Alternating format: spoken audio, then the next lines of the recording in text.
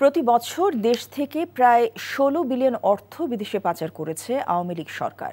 বিপুল পরিমাণে অর্থ বিদেশ থেকে ফেরত আনতে সহযোগিতা করবে ট্রান্সপারেন্সি ইন্টারন্যাশনাল। সংস্থাটির চেয়ারম্যান ফ্রাসোয়া ভ্যালেরিয়ান বলেন, অর্থ ফেরত আনতে বৈশ্বিক চাপ অব্যাহত রাখবে তারা।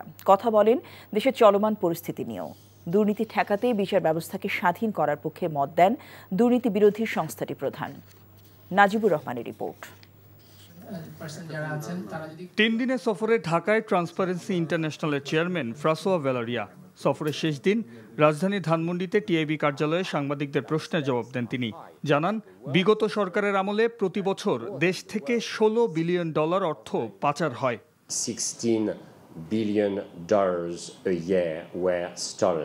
বাংলাদেশ থেকে প্রতি বছর 16 বিলিয়ন অর্থ যুক্তরাজ্য, সিঙ্গাপুর, দুবাই সহ বিভিন্ন দেশে পাচার হয়। বাস্তব চিত্র এর চেয়ে অনেক বেশি। এই অর্থ পাচার সবচেয়ে বেশি হয়েছে বিগত 15 বছরে। যেসব দেশে অর্থ পাচার হয়েছে, আলোচনার মাধ্যমে সেসব অর্থ ফেরত আনতে আমরা সাহায্য করতে চাই। সম্প্রতি ঘটে যাওয়া সহিংসতার ঘটনা নিয়েও উদ্বেগ জানান ফ্রাসোয়া। দুর্নীতি প্রতিরোধে টেকসই সংস্কারের মাধ্যমে বিচার বিভাগকে স্বাধীন করতে অন্তর্বর্তী সরকারকে পরামর্শ দেন তিনি। অন্তর্বর্তী সরকারের কিছু ব্যক্তির নামে দুর্নীতির অভিযোগ আমার নজরে এসেছে, তবে বিষয়টি তদন্তাধীন থাকায় এ নিয়ে মন্তব্য করছি না। টেকসই সংস্কার ছাড়া দুর্নীতি রোধ সম্ভব নয়। এক্ষেত্রে অভিযুক্তদের বিরুদ্ধে সঠিক তদন্ত নিশ্চিত করতে হবে। একই সঙ্গে বিচার বিভাগকে স্বাধীন করা জরুরি। এ সময় টিআইবি নির্বাহী পরিচালক বলেন, পুরোপুরি বন্ধ না হলেও 5 আগস্ট পরবর্তী সময়ে অর্থ পাচার রোধে বেশ কিছু প্রতিরোধক ব্যবস্থা তৈরি হয়েছে। ব্যাংকিং সেক্টরটা ছিল একটা, ফাইন্যান্সিয়াল সেক্টর ছিল অর্থ পাচারের একটা অন্যতম মাধ্যম, সেটা আপনারা জানেন। সেইখানে কিছু সংস্কার হয়েছে, যে কারণে আগের যে ঢালাওভাবে ঋণ নিয়ে সেটাকে বিভিন্নভাবে জালিয়াতি করে পাচার করার যে সুযোগটা ছিল সেটা বন্ধ হয়েছে। আর যেই অ্যাক্টররা সেখানে জড়িত ছিল তারা অনেকেই বিভিন্নভাবে হয় দেশের বাইরে অথবা বিচারের মুখোমুখি আছে। তাদের সেই ভূমিকাটা এখন নেই বললে চলে, যদিও নতুন অ্যাক্টরের জন্ম হয় না সেটা আমরা বলতে পারবো না।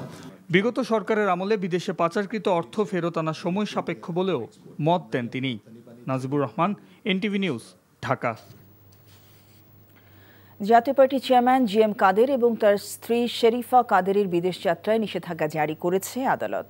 দুদকের আবেদনের প্রেক্ষিতে ঢাকার মহানগর ভারপ্রাপ্ত সিনিয়র স্পেশাল জজ আদালতের বিচারক ইব্রাহিম মিয়া এই আদেশ দেন। মনোনয়ন বাণিজ্যের মাধ্যমে অবৈধ সম্পদ অর্জন ও অর্থ পাচারের অভিযোগে জিএম কাদেরের বিরুদ্ধে অনুসন্ধান চালাচ্ছে দুর্নীতি দমন কমিশন। এরই ধারাবাহিকতায় এই দম্পতির বিদেশ যাত্রায় নিষেধাজ্ঞা চেয়ে আবেদন করে দুদক। সংস্থাটির অভিযোগ, 2018 সালের একাদশ জাতীয় সংসদ নির্বাচনের পর সংরক্ষিত নারী আসনে দলীয় মনোনয়নের বিপরীতে নেওয়া হয় 18 কোটি 10 লাখ টাকার ঘুষ, যার মূল সুবিধাভোগী ছিলেন জিএম কাদের। এছাড়া তার স্ত্রী শরীফা কাদেরের নামেও রয়েছে সম্পদের পাহাড়। নির্বাচন কমিশন সাংবাদিক ও ভোটারদের মধ্যে নির্বাচন নিয়ে পারস্পরিক আস্থার সংকট আছে বলে মন্তব্য করেছেন নির্বাচন কমিশনার আনোয়ারুল ইসলাম সরকার। আজ আগারগাঁওয়ে নির্বাচন ভবনে reporters forum for election and democracy RFEDর সাথে নির্বাচনকালীন নীতিমালা নিয়ে মত বিনিময়কালে তিনি এমন মন্তব্য করেন। অপর কমিশনার আব্দুর রহমান আল মাসুদ বলেন, সাংবাদিকরা যেন সুষ্ঠুভাবে তাদের পেশাগত দায়িত্ব পালন করতে পারে, সেটি নির্বাচন কমিশন সর্বতোভাবে চায়। পুরো নির্বাচন প্রক্রিয়ায় কোনোভাবেই অন্যায়কে প্রশ্রয় দেওয়া হবে না বলেও জানান তিনি। কমিশনার তাহমিদা আহমেদ কিছু উদাহরণ তুলে ধরে বলেন, সাংবাদিকদের কিছু নেতিবাচক এবং অসত্য তথ্যের কারণে জনগণ বিভ্রান্ত হয়। সাংবাদিকদের জন্য যে খসড়া নীতিমালা প্রণয়ন করা হয়েছে সেটি নির্বাচন কমিশন যাচাই বাছাই করে দেখবে বলেও জানান এই কমিশনার। এই যে আস্থার সংকট, এটা আমাদের জাতীয় সংকট। যে নীতিমালার খসড়া আপনারা দিয়েছেন, এটি যদি আমরা আগে পেতাম তাহলে হয়তো আজকে আমাদের জন্য আর একটু সুবিধা হতো। আজকে প্রধান নির্বাচন কমিশনার মহোদয় উপস্থিত নেই। আমি বিশ্বাস করি যে প্রত্যেকটা বিষয়ই চুলচেরা বিশ্লেষণ করা দরকার রয়েছে। জুলাই সনদের ঐকমত্য হওয়া বিষয় নিয়ে এগিয়ে যেতে হবে উল্লেখ করে বিএনপি স্থায়ী কমিটির সদস্য আমির খসরু মাহমুদ চৌধুরী বলেছেন, বাকি বিষয় আগামী সংসদের মাধ্যমে পরিবর্তন করতে হবে। জাতীয় প্রেস ক্লাবে এক আলোচনা সভায় এসব কথা বলেন তিনি। যেখানে ঐক্যমত হওয়ার সকলে ঐক্যমত হবে সেখানে খুবই ভালো কথা। আপনার জন্য যেটা গুরুত্বপূর্ণ আরেকটি দলের জন্য সেটা গুরুত্বপূর্ণ নাও হতে পারে। সুতরাং ঐক্যমত যতটুকু হবে সেটাকে নিয়ে আমরা এগিয়ে যাব। আর এর বাইরে প্রত্যেকটি দলের যেগুলো ঐক্যমতের মধ্যে আসবে না সেগুলো তারা আগামী নির্বাচনে তাদের ম্যানিফেস্টোর মাধ্যমে তাদের কর্মসূচির মাধ্যমে জনগণের কাছে নিয়ে যায়। জনগণ থেকে তারা ম্যান্ডেট সমর্থন নিয়ে সংসদে এসে পাশ করুক, এটাই হচ্ছে গণতন্ত্র। ঢাকা বিশ্ববিদ্যালয় কেন্দ্রীয় ছাত্র সংসদ, ডাকসু ও হল সংসদ নির্বাচনের আনুষ্ঠানিক প্রচারণার শেষ সময় জমে উঠেছে প্রচারণা। প্রার্থীরা নিজ নিজ ইশতেহার নিয়ে ভোটারদের দাঁড়ে দাঁড়ে ছুটছেন। ভোটারদের মন জয় অনেকে বেছে নিয়েছেন অভিনব প্রচারণার কৌশল। তবে নির্বাচনী আচরণবিধি লঙ্ঘনের অভিযোগ করছেন ছাত্র দল, ছাত্র শিবির, ছাত্র সংসদ সমর্থিত প্যানেলের প্রার্থীরা। সুষ্ঠু নির্বাচন আয়োজনে নির্বাচন কমিশন ও বিশ্ববিদ্যালয় প্রশাসনের সক্ষমতা নিয়েও প্রশ্ন তুলেছেন তারা। তবে নির্বাচন ঠেকানোর যে কোনো ষড়যন্ত্র মোকাবেলায় তারা সবাই একই অবস্থান নিয়েছেন। এই নির্বাচন ষড়যন্ত্র মুখে পড়লে জাতীয় নির্বাচনও ষড়যন্ত্র মুখে পড়বে বলেও মন্তব্য করেন প্রার্থীরা। যতই রিট করুক, যতই ষড়যন্ত্র করুক, যতই বাধা আসুক, ডাকসুর ভোট 9 সেপ্টেম্বরই হবে বলেও জানান তারা। চট্টগ্রাম বিশ্ববিদ্যালয় শিক্ষার্থীদের উপর স্থানীয়দের হামলার সুষ্ঠু বিচার, প্রশাসনের পদত্যাগ ও নিরাপত্তা নিশ্চিত সহ 7 দফা দাবিতে বিক্ষোভ সমাবেশ করেছে শিক্ষার্থীরা। সকালে বিশ্ববিদ্যালয় ক্যাম্পাসে 0 পয়েন্টে অধিকার সচেতন শিক্ষার্থীর ব্যানারে বিক্ষোভ সমাবেশ ও অবস্থান কর্মসূচি পালন করেছে শিক্ষার্থীরা। এ সময় বক্তারা গত শনি ও রোববারের ঘটনায় আহত শিক্ষার্থীদের তালিকা প্রকাশ ও তাদের সুচিকিৎসার ব্যবস্থা, শিক্ষার্থীদের নিরাপত্তা নিশ্চিত করা, প্রক্টরিয়াল বডির পদত্যাগ দাবি করে 7 দফা দাবি জানান। পরে 0 পয়েন্ট থেকে মিছিল করে কাটা পাহাড় রোড হয়ে প্রক্টর অফিসের সামনে গিয়ে ঘণ্টাব্যাপী অবস্থান কর্মসূচি পালন করে শিক্ষার্থীরা।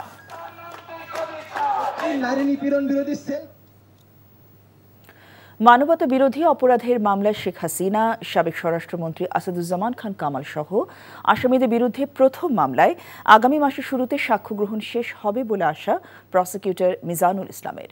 ট্রাইব্যুনালে 36তম সাক্ষীর জেরা শেষে কথা বলেন তিনি। জুলাই আগস্ট গণ অভ্যুত্থানের সময় পরিচালিত যে মানবতা বিরোধী অপরাধ 36তম সাক্ষী অ্যাপ্রুভার চৌধুরী আবদুল্লাহ আল মামুনের জেরা শুরু হয়েছে সকাল থেকে। হয় এই মাসের শেষ সপ্তাহে অথবা আগামী মাসের প্রথম সপ্তাহে আমাদের প্রসিকিউশনের সাক্ষ্য গ্রহণ শেষ হবে। এই ক্ষেত্রে ডিফেন্সের যেহেতু আসামি পলাতক, কাজে ডিফেন্সের আর সাক্ষ্য দেওয়ার কোনো সুযোগ নাই। কাজে এই মামলায় এই মাসের শেষে না হলে সামনের মাসের প্রথম সপ্তাহে সাক্ষ্য গ্রহণ শেষ হবে। তারপরে 5 অগস্টের পর হঠাৎ করে বেনাপোল স্থলবন্দর দিয়ে ট্রেনে করে দুই দেশের আমদানি রপ্তানি আশঙ্কাজনক হারে কমে গেছে। বেনাপোল স্থলবন্দর কর্তৃপক্ষ জানায়, গত 2023-24 অর্থ বছরের চেয়ে 2024-25 অর্থ বছরে 29,000 মেট্রিক টন পণ্য কম আমদানি হয়েছে। গত 23-24 অর্থ বছরে আমদানির পরিমাণ ছিল 41,000 মেট্রিক টন। 24-25 অর্থ বছরে আমদানি হয়েছে মাত্র 12,000 মেট্রিক টন পণ্য। আমদানিকারকরা জানান, 5 অগস্টের পর ভারত সরকার একের পর এক বাণিজ্য নিষেধাজ্ঞা দেওয়ায় অনেক আমদানিকারক রেলপথে তাদের পণ্য আমদানি করতে পারছেন না। ট্রেন যোগে ভারত থেকে 2023-24 অর্থ বছরে যেখানে প্রতি মাসে 10 থেকে 15টি ট্রেনে পণ্য আসত, সেখানে 2024-25 অর্থ বছরে 2 থেকে 3টি ট্রেনে করে পণ্য আসছে। জুলাই অভ্যুত্থানে ছাত্র জনতার উপর নির্বিচারে গুলি করে নবী নূর মোড়ল নামে এক ব্যক্তিকে হত্যার ঘটনায় সাবেক প্রধানমন্ত্রী শেখ হাসিনা কাদের সহ 114 জনের বিরুদ্ধে আজ আদালতে চার্জশিট দাখিল করেছে সাভার মডেল থানা পুলিশ। বিষয়টি নিশ্চিত করেছেন ঢাকা জেলার পুলিশ সুপার মোহাম্মদ আনিসুজ্জামান। সাভারে বৈষম্য বিরোধী হত্যা মামলায় শেখ হাসিনা সহ আওয়ামী লীগের নেতাকর্মীদের বিরুদ্ধে আদালতে দাখিল করা এটাই প্রথম অভিযোগ। মামলার অভিযোগপত্রে অন্যান্য আসামির মধ্যে রয়েছেন আওয়ামী লীগের সাধারণ সম্পাদক ওবায়দুল কাদের, সাবেক স্বরাষ্ট্রমন্ত্রী আসাদুজ্জামান খান কামাল, খাদ্যমন্ত্রী অ্যাডভোকেট কামরুল ইসলাম সহ স্থানীয় আওয়ামী লীগের নেতাকর্মীরা। গত বছরের 20 জুলাই বিকেলে বৈষম্য বিরোধী ছাত্র আন্দোলনে যোগ দিয়ে সাভার বাজার রোড সংলগ্ন ওয়াবদা রোডে 3 রাস্তা মোড়ে শহীদ হন নবী নূর মোড়ল। রাজশাহী বিশ্ববিদ্যালয়ের ছাত্রীদের নিয়ে ফেসবুকে আপত্তিকর এক মন্তব্যের প্রতিবাদে বিক্ষোভ করেছে জুলাই 36 হলের ছাত্রীরা। বুধবার রাত 11টার দিকে হলের সামনে অবস্থান নেন তারা। 3 দফা দাবিতে বিক্ষোভ করেন। দাবিগুলোর মধ্যে রয়েছে মন্তব্যকারী শাহ মখদুম হল শাখা ছাত্র দলের সহসভাপতি আনিসুর রহমান মিলনের স্থায়ী বহিষ্কার, মনোনয়নপত্র বাতিল এবং প্রকাশ্যে ক্ষমা চাওয়া। এছাড়া সাইবার বুলিং সেল গঠন এবং ফেসবুকে অশালীন মন্তব্যের সাথে জড়িতদের জবাবদিহিতার আওতায় আনা। প্রায় ঘণ্টাকালীন বিক্ষোভের পর বিশ্ববিদ্যালয়ের প্রক্টর এবং রেজিস্ট্রার অভিযুক্তদের বিরুদ্ধে ব্যবস্থা নেওয়ার আশ্বাস দিলে শিক্ষার্থীরা হলে ফিরে যায়। এদিকে অভিযোগ ওঠার পর রাতেই ছাত্রনেতা মিলনের পদ স্থগিত করেছে বিশ্ববিদ্যালয়ের শাখা ছাত্রদল। ফ্যাসিবাদ যে রূপেই আসার চেষ্টা করুক, এর বিরুদ্ধে রাজনৈতিক দলগুলোকে ঐক্যবদ্ধ থাকার আহ্বান জানিয়েছেন দৈনিক আমার দেশ সম্পাদক মাহমুদুর রহমান। সকালে চট্টগ্রাম প্রেস ক্লাব মিলনায়তনে এক আলোচনা সভায় তিনি আরও বলেছেন, জুলাই সনদ বাস্তবায়নে সব পক্ষকে একমত হতে হবে। অনুষ্ঠানে city mayor doctor Shahadat Hossain সহ অন্যরা উপস্থিত ছিলেন। দেশপ্রেমিক শক্তিগুলো ফ্যাসিবাদ এবং ভারতীয় সাম্রাজ্যবাদের বিরুদ্ধে দুর্বলতা দেখালে কাউকে ছাড় দেওয়া হবে না বলে হুঁশিয়ারি করেন মাহমুদুর রহমান। বিএনপির ভারপ্রাপ্ত চেয়ারম্যান তারেক রহমান ঘোষিত রাষ্ট্র কাঠামো মেরামতে ৩১ দফা কর্মসূচি বাস্তবায়নের লক্ষ্যে রাজশাহীর গোদাগাড়ীতে জনসভা করেছে বিএনপি। উপজেলার মাটিকাটা ডিগ্রি কলেজ মাঠে অনুষ্ঠিত জনসভায় প্রধান অতিথি ছিলেন বিএনপি চেয়ারপারসনের উপদেষ্টা অবসরপ্রাপ্ত মেজর জেনারেল শরীফ উদ্দিন। বিএনপির ৪৭তম প্রতিষ্ঠাবার্ষিকী উপলক্ষে মাদারীপুরের কালকিনি থানার মোড় থেকে একটি র্যালি বের হয়। পরে কালকিনি উপজেলা পরিষদ মাঠে সমাবেশ অনুষ্ঠিত হয়। কেন্দ্রীয় বিএনপির সহ সাংগঠনিক সম্পাদক খন্দকার মাশরুকুর রহমান মাসুক এ সময় উপস্থিত ছিলেন। বর্ণাঢ্য র্যালি, আলোচনা সভা এবং দোয়া মাহফিলের মধ্য দিয়ে নওগাঁর নিয়ামতপুর উপজেলায় বিএনপির ৪৭তম প্রতিষ্ঠাবার্ষিকী পালিত হয়েছে। বগুড়ায় বিএনপির ৪৭তম প্রতিষ্ঠাবার্ষিকী উপলক্ষে বর্ণাঢ্য র্যালি এবং সমাবেশ অনুষ্ঠিত হয়েছে। সোনাতলা উপজেলা বিএনপির সভাপতি আহসান তৈয়ব জাকিরের নেতৃত্বে দলীয় কার্যালয় থেকে এক বর্ণাঢ্য র্যালি বের করে বিভিন্ন সড়ক প্রদক্ষিণ করে। পরে দলীয় কার্যালয়ের সামনে সমাবেশ অনুষ্ঠিত হয়। এতে প্রধান অতিথি হিসেবে উপস্থিত ছিলেন চেয়ারপারসনের উপদেষ্টা হেলালুজ্জামান তালুকদার লালু। অপরদিকে একই কর্মসূচির অংশ হিসেবে সারিয়াকান্দি উপজেলায় জেলা বিএনপির সভাপতি রেজাউল করিম বাদশার নেতৃত্বে একটি র্যালি অনুষ্ঠিত হয়। এছাড়াও গাবতলী এবং ধুনট উপজেলায় বিএনপির আয়োজনের প্রতিষ্ঠাবার্ষিকী র্যালি এবং সমাবেশ অনুষ্ঠিত হয়েছে। খুলনার সাংবাদিক ওয়াহিদুজ্জামান বুলু হত্যার সুষ্ঠু তদন্তের দাবিতে মানববন্ধন অনুষ্ঠিত হয়েছে। সকালে খুলনা প্রেস ক্লাবের সামনে মানববন্ধনে বক্তারা বুলু হত্যার বিচার দাবি করেন। মানববন্ধনে গণমাধ্যম কর্মীরা উপস্থিত ছিলেন। তবে পুলিশের পক্ষ থেকে রূপসা ব্রিজের উপর থেকে ঝাঁপ দিয়ে পড়া একটি ভিডিও সাংবাদিকদের সরবরাহ করা হয়েছে। কেউ মানবতা বিরোধী অপরাধে অভিযুক্ত হলে নির্বাচনে অংশ নিতে পারবেন না। আন্তর্জাতিক অপরাধ ট্রাইব্যুনালের ৩য় সংশোধনী অধ্যাদেশে নতুন বিধান যুক্ত করে এই সিদ্ধান্ত নেওয়া হয়েছে। উপদেষ্টা পরিষদের সভায় এই অনুমোদন দেওয়া হয়। বিস্তারিত নাহিদ প্রিন্সের রিপোর্টে। প্রধান উপদেষ্টা ডক্টর মোহাম্মদ ইউনূসের সভাপতিত্বে তার তেজগাঁও কার্যালয়ে অনুষ্ঠিত হয় উপদেষ্টা পরিষদের সভা। বৈঠকে আন্তর্জাতিক অপরাধ ট্রাইব্যুনাল আইনে নতুন একটি ধারা সংযোজনের সিদ্ধান্ত হয়। নতুন সংযোজন অনুযায়ী কোনো নেতার বিরুদ্ধে এই আইনের অধীনে আনুষ্ঠানিক অভিযোগপত্র দাখিল হলে অভিযুক্ত ব্যক্তি সংসদ বা স্থানীয় সরকার নির্বাচনে অংশ নিতে পারবেন না। এমনকি সরকারি কিংবা বেসরকারি চাকরিতেও তিনি অযোগ্য হবেন। অধ্যাদেশটির মাধ্যমে ইন্টারন্যাশনাল ক্রাইমস ট্রাইব্যুনাল অ্যাক্ট 1973 এর নতুন সেকশন 20C যুক্ত করা হয়েছে। কোনো ব্যক্তির বিরুদ্ধে উক্ত আইনের মানে আইসিটি লয়ের সেকশন 9(1) এর অধীনে আনুষ্ঠানিক অভিযোগপত্র ফর্মাল চার্জ দাখিল হলে তিনি সংসদ সদস্য হিসেবে নির্বাচিত হওয়া বা বহাল থাকার অযোগ্য হবেন। প্রজাতন্ত্রের চাকরিতে নিয়োগ পাওয়া বা অন্য কোনো পাবলিক অফিসে অধিষ্ঠিত হওয়ারও অযোগ্য হবেন। এছাড়া বৈঠকে জ্বালানি নির্ভর বাণিজ্যিক বিদ্যুৎ উৎপাদন এবং টেলিযোগাযোগ নেটওয়ার্ক ও লাইসেন্সিং নীতিমালা অনুমোদন পায় উপদেষ্টা পরিষদের বৈঠকে। ব্যবসায়ীরা এখন অনেক বড় একটা পরিসরে ব্যবসা করতে পারবে, যেমন ফাইবার টাওয়ার করতে পারবে, টাওয়ার কোম্পানি ফাইবার করতে পারবে। এখানে ব্যবসায়ীদের টোটাল অপারেটরের সংখ্যা বেড়ে যাবে দুইটা ক্ষেত্রেই। তাহলে সেখানে একটা প্রতিযোগিতা তৈরি হয়। আমাদের যে সেবা মান সংক্রান্ত যে আমরা নীতিমালাটা করেছি সেটা যোগসাজশে আমি মনে করি যে নতুন নীতিমালার মাধ্যমে গ্রাহকটা কম দামে ভালো মানের সেবা পাবে। ইন্টারনেটের দাম কমাতে স্টারলিংকে সরকারের পক্ষ থেকে পরিকল্পনা দেয়া হয়েছে বলেও জানান তিনি। Nahid Prince, NTV news, Dhaka. আলোচিত ২১শে অগস্ট গ্রেনেড হামলা মামলায় বিএনপির ভারপ্রাপ্ত চেয়ারম্যান তারেক রহমান ও সাবেক স্বরাষ্ট্র প্রতিমন্ত্রী লুৎফুজ্জামান বাবুসহ সব আসামিকে দেয়া খালাসের রায় বহাল রেখেছে আপিল বিভাগ। প্রধান বিচারপতি ডক্টর সৈয়দ রেফাত আহমেদের নেতৃত্বাধীন ৬ সদস্যের আপিল বেঞ্চ আজ কিছু পর্যবেক্ষণ সহ এই রায় ঘোষণা করেন। একই সাথে কারাগারে থাকা আসামিদের দ্রুত মুক্তির জন্য নির্দেশনা দেওয়া হয়েছে। রিপোর্টে আরও জানাচ্ছেন হাসান জাভেদ। রাজধানীর বঙ্গবন্ধু এভিনিউতে আওয়ামী লীগের সমাবেশে ২০০৪ সালের ২১শে আগস্ট গ্রেনেড হামলায় ২৪ জন নিহত হন। সেই মামলায় ১৯ জনকে ফাঁসি এবং তারেক রহমান সহ 19 জনকে যাবজ্জীবন কারাদণ্ড দেয় বিচারিক আদালত। চলতি বছরের 12 জানুয়ারি সব আসামিকে খালাস দেয় হাইকোর্ট। সেই রায়ের বিরুদ্ধে রাষ্ট্রপক্ষের করা আপিলের শুনানি শেষে রায় দেয় আপিল বিভাগ। জনাব তারেক রহমান সাহেব এবং আপনার অন্যান্য যারা ছিলেন তারা যারা আপিল করতে পারেননি এবং যারা দেশে উপস্থিত ছিলেন না তাদের বেলায়ও সেই খালাসের আদেশ যেটা হাইকোর্ট বলেছিলেন যে এই খালাসের আদেশ তাদের বেলা প্রযোজ্য হবে, এটাও আজকে আমাদের অ্যাপেলেট ডিভিশন থেকে এটা বহাল আছে। বিএনপির আইনজীবী জানান, রাজনৈতিক উদ্দেশ্যে 21শে আগস্ট গ্রেনেড হামলা মামলায় তারেক রহমান সহ বিএনপির নেতাকর্মীদের ফাঁসানো হয়েছিল। আপিল বিভাগের রায়ে তা প্রমাণ হলো। যদি শেখ হাসিনা প্রকৃত অপরাধীদের বিচার চাইতেন, আইবি রহমানের বিচার চাইতেন, তাহলে হয়তো রাজনৈতিক জিঘাংসার বশবর্তী হয়ে জনাব তারেক রহমান সাহেবকে এই মামলায় অন্তর্ভুক্ত করতেন না। আপিল বিভাগের পূর্ণাঙ্গ রায় দেখে রিভিউ করার বিষয়ে সিদ্ধান্ত নেবে রাষ্ট্রপক্ষ, এমনটাই জানালেন অতিরিক্ত অ্যাটর্নি জেনারেল আব্দুল জব্বার ভুইয়া। 164 যেটা করা হয়েছিল এটাতে কিন্তু ভলান্টারি ছিল না, তাকে অনেক টর্চারিং করার পরে করা হয়েছিল। এটাও তারা বিশ্বাস করছে যে এটা ঠিক করে। আমরা সিদ্ধান্ত পরে নিব যে আমরা রিভিউতে যাব কিনা। রায়ের পর্যবেক্ষণে আদালত বলেছে, দ্বিতীয় দফায় যে প্রক্রিয়ায় মুফতি হান্নানের জবানবন্দি নেওয়া হয়েছিল তা আইনসিদ্ধ হয়নি। একই সাথে এই মামলা পুনঃতদন্ত করতে হাইকোর্ট যে পর্যবেক্ষণ দিয়েছিল তাও বাতিল করেছে আপিল বিভাগ। Hasan Jabed, NTV news, Dhaka. কেউ মানবতা বিরোধী অপরাধে অভিযুক্ত হলে নির্বাচনে অংশ নিতে পারবেন না। আন্তর্জাতিক অপরাধ ট্রাইব্যুনালের 3য় সংশোধনী অধ্যাদেশে নতুন বিধান যুক্ত করে এই সিদ্ধান্ত নেওয়া হয়েছে। উপদেষ্টা পরিষদের সভায় এই অনুমোদন দেওয়া হয়। বিস্তারিত নাহিদ প্রিন্সের রিপোর্টে। প্রধান উপদেষ্টা ডক্টর মোহাম্মদ ইউনূসের সভাপতিত্বে তার তেজগাঁও কার্যালয়ে অনুষ্ঠিত হয় উপদেষ্টা পরিষদের সভা। বৈঠকে আন্তর্জাতিক অপরাধ ট্রাইব্যুনাল আইনে নতুন একটি ধারা সংযোজনের সিদ্ধান্ত হয়।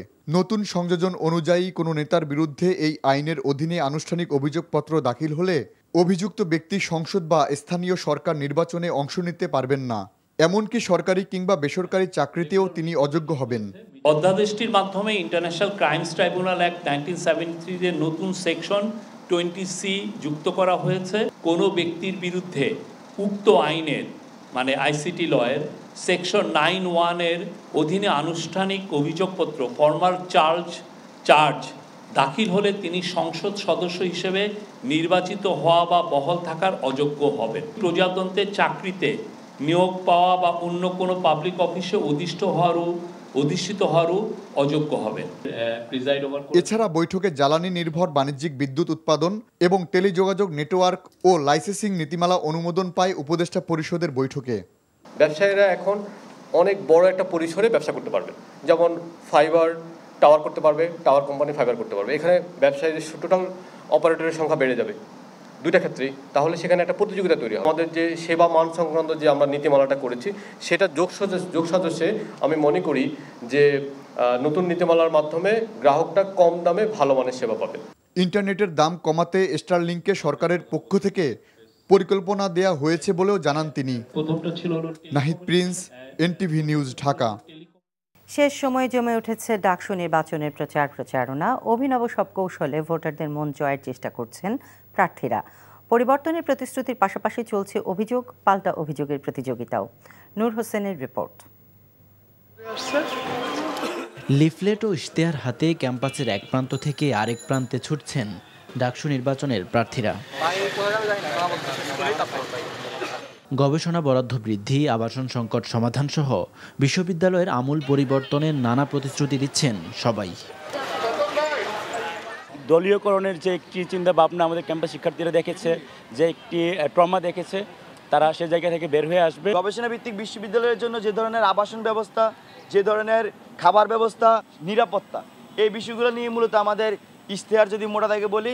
তবে এখনও বিশ্ববিদ্যালয় প্রশাসনের সক্ষমতা ও আচরণবিধি লঙ্ঘন নিয়ে পাল্টাপাল্টি অবস্থান বিভিন্ন প্যানেলের। জুলাইয়ে খুনি হাসিনাকে আমরা হটাইছি, সুতরাং পরবর্তীতে যারা হাসিনার এজেন্ডা এখানে বাস্তবায়ন করতে চাইবে, যারা ষড়যন্ত্র করতে চাইবে, তাদের পরিণতি হাসিনার চাইতে খারাপ হবে। নির্বাচন কমিশনের প্রার্থী হিসেবে আমাদেরকে যতটুকু নিরাপত্তা দেওয়া প্রয়োজন ছিল সেটা দিতে পরিপূর্ণভাবে নির্বাচন কমিশন ব্যর্থ হয়েছে। এই জিনিসগুলো আমরা গতকালকে জানিয়ে আসছি। নির্বাচনী পরিবেশ সুষ্ঠু রাখতে এখন থেকেই বিশ্ববিদ্যালয় ক্যাম্পাস ও আবাসিক হলে বহিরাগত নিয়ন্ত্রণে কঠোর ব্যবস্থা নেওয়ার কথা জানিয়েছেন চিফ রিটার্নিং কর্মকর্তা। নূর হোসেন, এনটিভি নিউজ, ঢাকা। সবশেষ 24 ঘন্টায় দেশে ডেঙ্গু আক্রান্ত হয়ে আরও 3 জনের মৃত্যু হয়েছে। একই সময়ে ডেঙ্গু আক্রান্ত হয়ে বিভিন্ন হাসপাতালে ভর্তি হয়েছেন 363 জন। স্বাস্থ্য অধিদপ্তর থেকে পাঠানো প্রেস বিজ্ঞপ্তিতে এই তথ্য জানানো হয়। বিজ্ঞপ্তিতে বলা হয় 24 ঘন্টায় ডেঙ্গু আক্রান্ত হয়ে হাসপাতালে ভর্তি রোগী সবচেয়ে বেশি বরিশাল বিভাগে 88 জন। এছাড়া চট্টগ্রাম বিভাগে 50 জন, খুলনা বিভাগে 16 জন, রাজশাহী বিভাগে 16, ময়মনসিংহ বিভাগে 10 জন, ঢাকা বিভাগে 70 জন, ঢাকা উত্তর সিটি কর্পোরেশনে 56 জন, ঢাকা দক্ষিণ সিটি কর্পোরেশনে 56 জন এবং সিলেট বিভাগে 1 জন। এবছরে 4 সেপ্টেম্বর পর্যন্ত মোট ডেঙ্গু আক্রান্ত হয়েছে 33,309 জন। চলতি বছরে এই পর্যন্ত ডেঙ্গুতে মৃত্যু হয়েছে 130 জনের।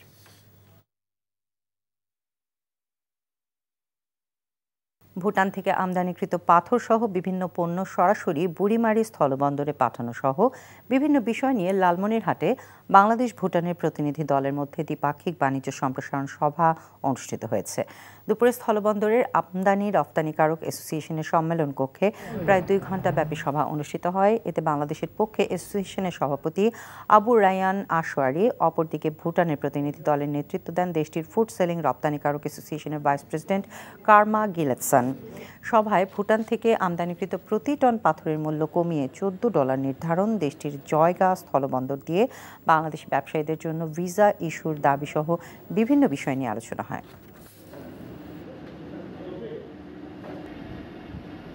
Cricketers welfare association of Bangladesh কোয়াবের সভাপতি নির্বাচিত হয়েছেন মোহাম্মদ মিঠুন। মোট 215 ভোটের মাঝে 188 জন ভোট দিয়েছেন, যেখানে 154টি ভোট পেয়েছেন মিঠুন। অন্যদিকে সেলিম শাহেদ পান 34টি ভোট। কোয়াবের নির্বাচনের পদ সংখ্যা 11টি, এর মধ্যে 10 পদেই একক প্রার্থী থাকায় ভোটের প্রয়োজন পড়েনি। কেবল সভাপতি পদের লড়াই হয়েছে এদিন, তবে সভাপতি পদেও নির্বাচন হতো না। সাবেক ক্রিকেটার ও ম্যাচ রেফারি সেলিম শাহেদ এই পদে দাঁড়িয়েছেন এই নির্বাচন থেকে স্রেফ অটো পাস তকমা সরাতে। বিসিবি প্রাঙ্গণে বিকেল 3টায় নির্বাচন শুরু হয়। 5টা পর্যন্ত ভোট দেওয়ার সুযোগ পান ভোটাররা। এবার সশরীরে তো বটেই, অনলাইনেও ভোট দেওয়ার সুযোগ ছিল। কার্যকরী পরিষদের সদস্য হিসেবে বিনা প্রতিদ্বন্দ্বিতায় নির্বাচিত হয়েছেন নাজমুল হোসেন শান্ত, মেহেদী হাসান মিরাজ, আকবর আলী, রুমানা আহমেদ, শামসুর রহমান শুভ, ইরফান শুক্কুর, খালেদ মাসুদ পাইলট ও ইমরুল কায়েস।